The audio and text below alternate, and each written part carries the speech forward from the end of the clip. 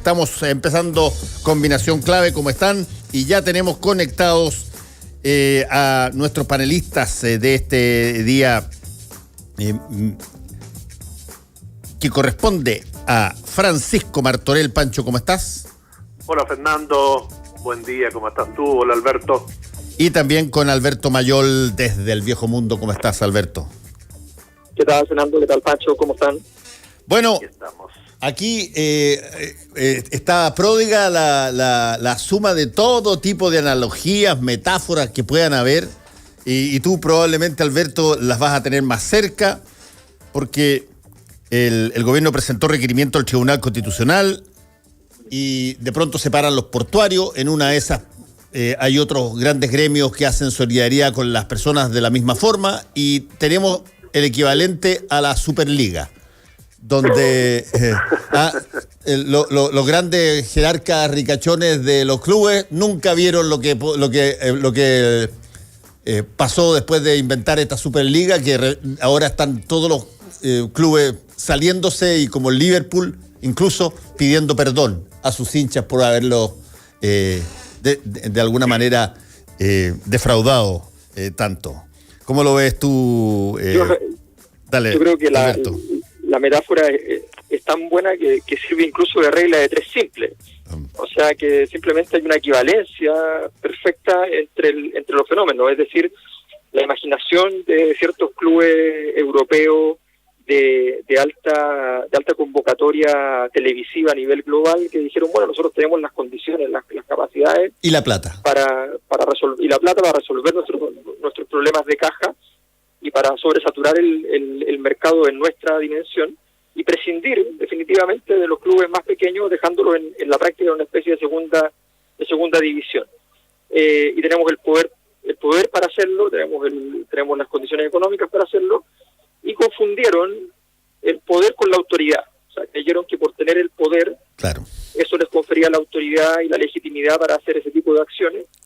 Y lo que termina por pasar es que lo están perdiendo todo. O sea, hoy día no solo esto va a ser un error político, sino que va a ser una catástrofe económica para esos clubes. Y por otro lado tenemos el caso en Chile, donde efectivamente el gobierno, a sabiendas de que no hay ninguna condición para seguir jugando el juego de la misma manera, el gobierno y los sectores empresariales, porque digámoslo que en este caso es una cosa bastante combinada, no han sido solo el gobierno, hay una serie de declaraciones. Sí, está lleno de Florentinos Pérez acá, sí. Está lleno de Florentinos Pérez, que efectivamente entonces se imaginan que la solución es una solución de gestión interna dentro del grupo de las élites, y que esa solución entonces significa eliminar el impuesto a los super ricos, inventar otro impuesto que lo reemplace, que sube una cantidad de sacar ese dinero, obviamente se entiende, no de los super ricos, habrá que sacarlo entonces de los sectores medios altos y altos, y no de los super altos. Y entonces se produce ahí un escenario en el cual tienen el poder, porque tienen el poder, están en el gobierno, pero no tienen la autoridad, no tienen la legitimidad. Y enfrente de eso, efectivamente, lo que se produce es un vaciamiento completo, cuyo pronóstico es reservado. No sabemos qué va a significar. Evidentemente movilización social va a significar, pero no sabemos de qué intensidad y de qué manera. Lo que sí sabemos es que el gobierno le produce un daño enorme, inclusive a su sector, y produce un daño enorme en la legitimidad de toda institucionalidad del Tribunal Constitucional. Además recurre al tribunal que está en un incendio propio. O sea, es una locura por donde se le mire, pero es una locura que es sostenible con sus propias ideas. Lo mismo que Florentino Pérez y el banquero que le inventó la Superliga, la fórmula. Sí, Francisco Martorell, ¿cómo lo ves tú? Bueno, yo coincido en un 100%. Creo que esa mala lectura de la sociedad que viene haciendo desde hace tiempo el gobierno, y que además no escucha incluso a la gente que está cercano a ellos, porque acá los llamados vinieron muy fuertes de sus candidatos presidenciales, también desde dentro de la moneda. Sabemos que hay diferencias, que en el caso del ministro del Interior y la ministra de Desarrollo Social no estaban por ir al Tribunal Constitucional, el presidente no está leyendo lo que está pasando en la ciudadanía, no está viendo. Ayer la protesta y el cacerolazo se sintió muy fuerte en la región metropolitana y en las capitales de región. Entonces, eso lo lleva a cometer un error que además hoy día no tiene la misma cama que tenía en el segundo retiro, es decir, se encuentra, como decía Alberto, con un tribunal constitucional muy tensado, muy cuestionado, que tuvo que la votación anterior fue un empate que dirimió la presidenta, que está siendo sumariada. Entonces hay una serie de cuestiones ahí que cambia incluso los tiempos, porque cuando el Tribunal Constitucional tiene que referirse a la solicitud impugnatoria de la moneda, lo hace cuando ya había un segundo retiro aprobado en el Congreso. Es decir, que ni siquiera tenía esa presión ciudadana, porque dijera lo que dijera, el segundo retiro ya está, por los cambios que había hecho el gobierno y cómo había entrado en ese proyecto. Por lo tanto, acá ahora tensa la situación, tensa el gobierno, tensa el sector y tensa el Tribunal Constitucional, que no tiene garantía alguna de que vote igual que la otra vez. Siempre puede ser que alguien se dé vuelta o que en este trayecto pasen algunas cosas. Por lo tanto, es una situación bastante complicada que muestra que el gobierno no está leyendo bien. Ahora, ¿qué va a hacer la oposición? La oposición puede centrar su esfuerzo en la defensa ante el tribunal o los alegatos del Tribunal Constitucional, mantener de alguna manera la presión a través de la ciudadanía, y ahí es donde, así como el gobierno se dispara a los pies, generalmente también tiende a dispararse a los pies. Si es que avanza en una acusación constitucional, lo único que va a hacer es reordenar al bloque, estoy hablando de una acusación constitucional contra el presidente de la República, va a reordenar al bloque oficialista y va a generar una situación muy extraña. Así que, bueno, todo ese escenario es el que vamos a vivir en los próximos días. Sí, y hay otro hito que se produce ayer, que es nuevo, que es novedoso, y que es el hito del paro de los portuarios, que es, en términos estrictos, los portuarios probablemente tienen pega. Sin embargo, tú tienes ahí una mezcla de probablemente problemas económicos como todo el resto del país, pero tienes una variable distinta, que es la que yo de alguna manera analogizo con la Superliga, que es la variable de la solidaridad con el resto del país. Que eventualmente podría repetirse en algún otro gran sindicato o gran grupo de trabajadores que de repente diga, sí, ¿saben qué? Por mucho que nosotros estemos trabajando, te estoy hablando, por ejemplo, los trabajadores del cobre, por mucho que estemos trabajando y que el cobre esté altísimo y que eso sea fantástico, pero esta cosa es intolerable, digamos. Porque sí, claro. Yo tampoco la vieron venir esa, la de los portuarios. Yo por lo menos no se me pasó por la cabeza hasta ayer. Sí, claro. que de alguna manera lo que va a ir pasando es que, a ver, el costo de cruzar la frontera de ciertos acuerdos políticos y sobre todo económicos durante la transición era un costo muy alto para los actores colectivos o individuales, para los sindicatos, para todos era un costo elevado, y por tanto los que se salían se salían muy pocas veces, y cuando lo hacían cuando tenían ciertas garantías de que efectivamente esa salida les iba a permitir una reincorporación al territorio conocido de una manera razonable en un brevísimo tiempo y con algún beneficio. Hoy día lo normal, lo lógico, lo sostenible es salir a pasear fuera de la frontera. O sea, no hay vida dentro de la frontera, es cosa de mirar la energía con la que se mueve el mundo que era dominante en la transición, que era el mundo de la concertación. Ese mundo hoy día carece de toda energía. Yo creo que es importante siempre destacar que cualquiera de los tres candidatos que están más o menos en el sector por fuera, digamos hacia la izquierda de la concertación, cualquiera de esos tres candidatos por sí solo le ganaría a cualquiera de los candidatos que están en la concertación, y le ganaría eventualmente, yo creo, cualquiera de esos a los tres juntos de lo que es la antigua concertación. Y en ese contexto, entonces, este escenario es un escenario muy distinto, porque todo el sistema, cualquier persona, cualquiera que entienda que tiene que ir a buscar vida, a buscar una acumulación de poder, a plantearse una postura frente a la sociedad, lo tiene que hacer rompiendo esa barrera. Y eso es lo que la derecha fue a decirle al gobierno, le fue a decir, mire, no me restrinja, porque sencillamente nosotros nos vamos a morir políticamente si ustedes siguen en esto. Estaban justo en un momento de un poquito de reflujo, habían logrado producir un pequeño reflujo después del plebiscito, del triunfo rotundo del apruebo. Estaban construyendo ese reflujo y de repente llega el gobierno y los devuelve a la lógica apruebo-rechazo, y los devuelve a un territorio en el cual sencillamente la derecha sabe que se puede quedar en la práctica fuera de la Convención Constituyente, cosa que es casi imposible, pero incluso así puede ocurrir. Sí, sí, efectivamente, tú tienes razón en eso, Alberto. De pronto se dan situaciones que uno pensaba que no podían ocurrir, tal cual como pasó, si tú quieres, en el mismo sentido con la oposición, que de pronto empezó en un proceso de fragmentación y de casi canibalismo propio enorme, hasta que quedó en un espectro de oposición dividido en cantidad de lugares. Llegó el rito, que como tú, que eres un buen dramaturgo, sabes que el rito ordena el guión cuando el guión está desordenado. Por eso es que en El Padrino ponen un bautizo, cuando está laqueando la crema por todos lados ponen un bautizo o un matrimonio, de tal manera que ese rito ordene, se juntan las piezas, aparecen los personajes, se ordena de nuevo el guión. Bueno, aparece el rito del plebiscito y todo lo que estaba desordenado se ordena.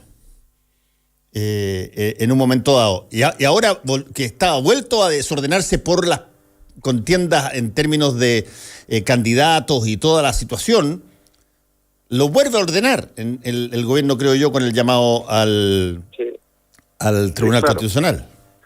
Sí, y además, no considera este elemento. Si uno analiza en estos 14 meses de pandemia, ¿cuál ha sido el verdadero aporte, así de inyección brutal a la economía que la ha movilizado y que la gente sabe que retires tu 10% o recibas parte de lo que los otros retiraron justamente porque tienes comercio, etcétera, han sido los fondos de pensiones?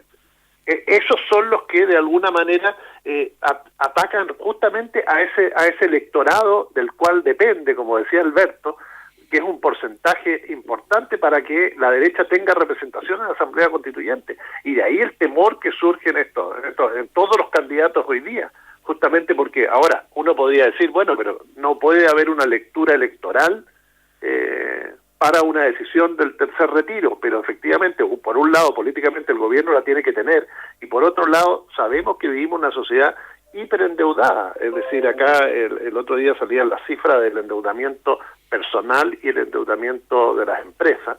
El endeudamiento de las empresas hoy día es altísimo, a tal nivel que nadie garantiza la supervivencia de muchas de ellas en los próximos años.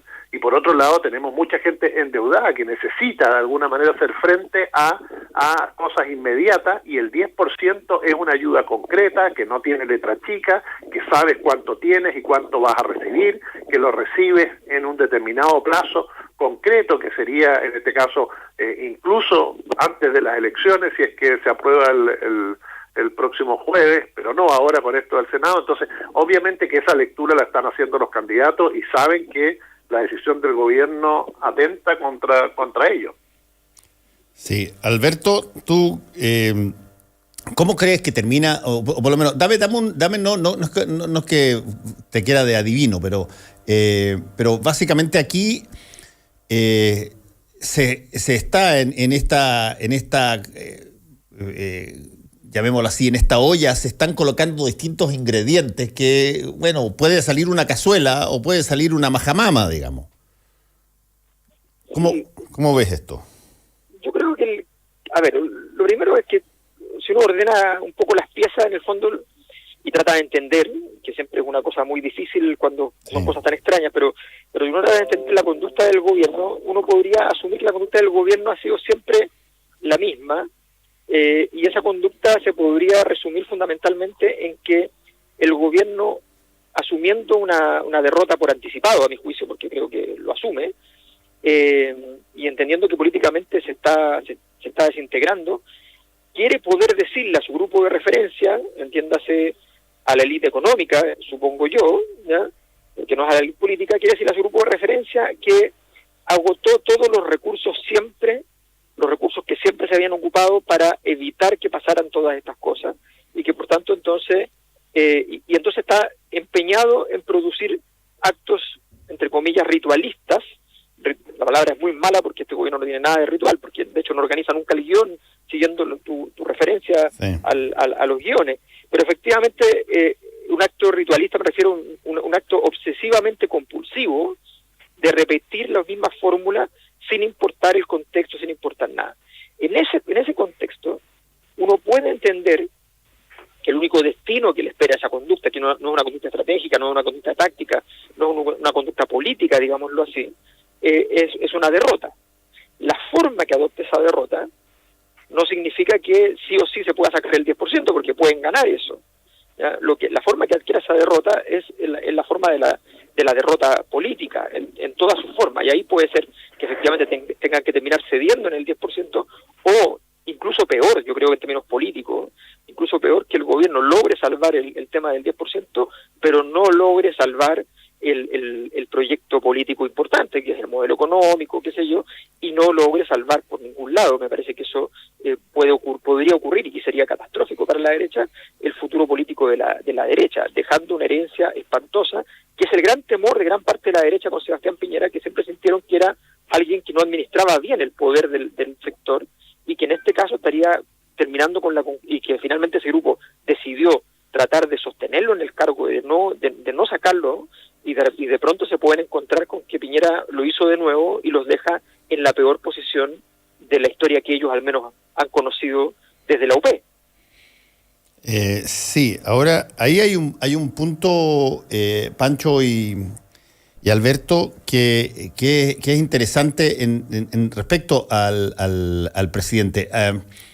Yo he dicho varias veces que hay una teoría psicológica bien interesante, que es la teoría de la disonancia cognitiva o cognoscitiva, donde básicamente tú tienes que tomar una posición cuando tienes simultáneamente una conducta que contradice tu propia idea, tu propio pensamiento. Tú consideras que fumar te hace mal y sin embargo fumas. ¿Cómo ordenas esa situación? Y en este caso particular, tú llevaste al gobierno a personas que desde el punto de vista de sus posiciones políticas parecían tremendamente sensatos en una línea. El ministro Delgado, Jaime Belolio, si tú quieres. Y de pronto te encuentras con una serie de conductas que hace el gobierno que tienen que ser defendidas por ellos mismos. Y te encuentras ante la situación clásica de disonancia cognitiva. ¿Cómo enfrentas esta contradicción? Una de las posibilidades, que es lo que le pasó a Blumel, es que defienda por lealtad, por lo que sea, y finalmente termina siendo mimetizado en el cuadro con todos los otros que eran distintos a él, y pasa a ser una persona que hoy día buena parte del país considera que es perverso, lo que yo no creo, pero sino que se vio envuelto en una necesidad de justificar su conducta. ¿Por qué sigo aquí si no creo en esto? Bueno, sigo aquí por lealtad y por lo tanto tengo que usar los mismos argumentos para defender las cosas que hay que hacer, y finalmente termina pareciéndote o idéntico a aquella persona que tú tratabas de diferenciarte. Yo tengo la impresión de que de alguna manera Mario Desbordes evitó eso en el momento en que estaba saliéndose del gabinete. Sin embargo, ahora veo que Rodrigo Delgado tiene una situación complejísima, porque nada puede ser más, a mi modo de ver, distinto que la acción de él como alcalde de Estación Central y lo que está pasando ahora. Y creo que Carla Rubilar tiene la misma situación, le ha pasado 2-3 veces. Y tienen que tomar una decisión sobre cómo defiendo algo en lo que no creo. Claro, yo creo ahí, Fernando, que había el gobierno, yo creo que se anticipó a eso de alguna manera, que no le resultó, cuando metió a Melero en el gabinete. Es decir, que pensaban que él podía ser la persona que por un lado capitalizara o fuera el rostro visible de las negociaciones, de las conversaciones, pero también ante la opinión pública de este tercer retiro, y que era el fusible, digamos, el fusible que, si es que esto fracasa, sale. Pero no le resultó por las mismas características de Patricio Melero, es decir, no comunica bien, no tiene la capacidad de empatizar con la opinión pública, es decir, no reúne esas características. En el fondo lo que pretendía el gobierno es que ese personaje de esas características pagara los platos rotos ante una situación como esta.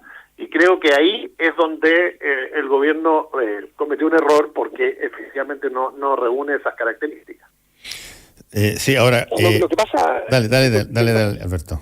Fernando, una cosa muy simple, ¿no? Que en el fondo yo creo que el gobierno no comprende la importancia de también los actores en cada momento. O sea, hay gente que da y gente que no da para poder llevar a cabo una cierta tarea. Es evidente que lo que tú planteas como disonancia cognitiva, el caso del gobierno lo lee justo como lo contrario, lo lee como que yo le puse gente con legitimidad para que se haga cargo de un conjunto de porquería que hay que administrar. Y es un absurdo, obviamente, pero el gobierno cree en eso, y la política chilena en eso ha creído muchas veces, ocupando la legitimidad de terceros para poder alimentarse un rato vorazmente como un vampiro y dejarla de lado. Pero yo creo que allí vuelvo al inicio, creo que es importante entender quiénes tienen, o sea, cuando tú estás pidiendo una conducta como la actual, estás pidiendo una conducta disonante como la de Winston Churchill, por ejemplo. Y la pregunta es, ¿tienes algún Winston Churchill en el equipo? O sea, el único que tenía la posibilidad de hacer algo parecido a Churchill era Mañalich. El único al que le quedaba esa misión individual, solitaria, dolorosa, completamente en contra del viento, con la tormenta encima. Bueno, a él le quedaba eso, pero a los demás no les queda. Los demás son en términos políticos gente que más bien siempre se han quedado detrás de un árbol, han andado a la sombra de los partidos políticos, son gatitos de chalet, o sea, es difícil, les hace difícil. Entonces, el gobierno no entiende que sencillamente esta es una misión para la cual, bueno, evidentemente el presidente no sirve, su equipo asesor tampoco, y los equipos que se ha ido procurando en el camino, evidentemente menos. Y nos demuestra, Alberto, además, no solo eso, sino además que todavía, con todo lo que ha pasado, no son capaces de ver la fractura social que hay en el país. Ese es el tema central, y que se viene manifestando en todas esas declaraciones que hemos conocido durante la pandemia, desde que no conocía el grado de hacinamiento, de levántense más temprano, que pueden comprar flores porque bajaron, y ahora en este 10%. Es decir, ellos tienen la idea de que pueden resolver el tema con el IFE. El gobierno hace una gran parafernalia el día lunes con todos sus ministros, la moneda, para ampliar un beneficio que es efectivo, pero es escaso, para resolver los problemas de la gran mayoría, y que no inyecta tampoco a la economía la cantidad que hace el 10%. Entonces, esa lectura es la que sigue fallando en el gobierno, y que, ojo, repito, también la tiene la oposición, que ahora en este momento le dieron en bandeja de plata una situación y que debiera aprovecharla. Si no lo hace, obviamente que nos demostraría que tampoco está sabiendo leer lo que está ocurriendo con la ciudadanía. Sí, bueno, eso está en una situación bastante líquida hoy día. Ayer hubo bastante movimiento ciudadano en protestas, cacerolazos y todo lo demás, pero yo tengo la impresión que aquí probablemente van a haber respuestas del tipo de los portuarios, o sea, respuestas orgánicas, que son las que de alguna manera generan una alerta sobre lo que eventualmente podría pasar también con los ciudadanos, pero básicamente la respuesta orgánica históricamente en Chile en montones de situaciones ha sido súper decidora, digamos. Pero Fernando, la pregunta es frente a una presión de esa magnitud, a la cual obviamente podrían sumarse otros gremios y trabajadores en el país, ¿cuál es la salida que tiene el gobierno? es ir al Senado, negociar una indicación, meterse al proyecto y ser parte del tercer retiro, o lo que tendría un costo aún mayor, sacarle la solicitud al Tribunal Constitucional, cosa que no sé si se puede hacer a esta altura o si no te garantiza que algunos diputados o senadores lo hagan. Es decir, es una situación de zapato chino, porque esto debe ser resuelto en breve plazo. Entonces, por un lado, el enfrentamiento, ¿cómo resuelve la presión? ¿Por dónde sale? Sí. Bueno. Es ahí donde el gobierno, al hacer lo que hizo ayer, se metió en un zapato, porque también el Senado lo trata mañana, es decir, aparecer negociando un proyecto con indicaciones nuevas para que el Senado lo trate y luego vaya a comisión mixta o a la Cámara de Diputados y se apruebe con la participación del gobierno, que es un poco lo que le vienen pidiendo sus parlamentarios. También hay poco tiempo para hacerlo, o está muy cerca del día antes que mandaste una indicación al Tribunal Constitucional. Entonces, más allá de las presiones, la discusión es cómo, o la posibilidad, la situación es cómo sales de una situación en la que te encajonaste. Alberto, para terminar. Sí, yo creo que el tema que tú planteas, Fernando, de los portarios, creo que efectivamente es bien interesante revisar el significado potencial que puede desarrollarse. ¿Por qué? Porque de alguna manera los gobiernos, siempre desde que existe el Estado es así, pero sobre todo en la lógica de nuestro modelo y nuestro modelo político y económico, los gobiernos son una parte intermediadora importante en la relación entre empresarios y organizaciones de trabajadores. Si el gobierno queda inutilizado como elemento mediador, intermediador, aunque sea formal, aunque se entienda que su preferencia más bien para un lado que para el otro, si se pierde eso, queda desnudo. Y de alguna manera, lo que tú planteas es bien interesante, porque de alguna manera hay un diálogo,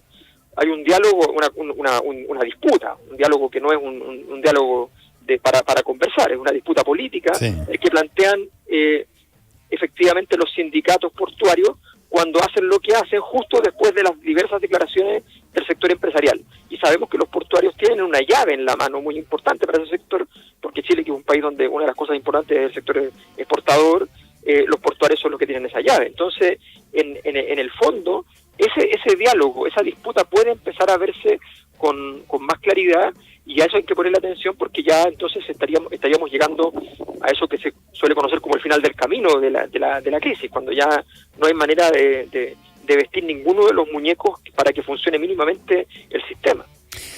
Bueno, estaremos atentos a ver lo que pasa. Gracias, Pancho Martorell, también a ti, Alberto Mayol. Cuídense, nos vemos la próxima semana. Un abrazo, cuídense. Chau, chau.